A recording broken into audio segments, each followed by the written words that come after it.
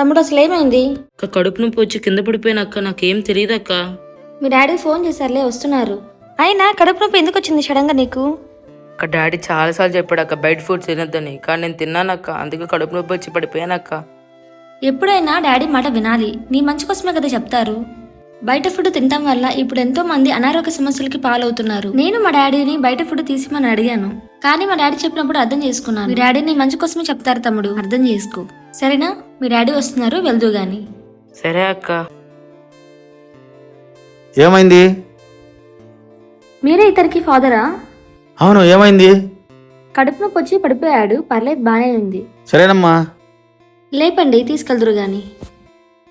Sorry నాన్న, నీ మాట వినకుండా బయట ఫుడ్ తిన్నాను. పర్వాలేదు నాన్న, ఇప్పటికైనా అర్థం చేసుకున్నాను తండ్రి మాట.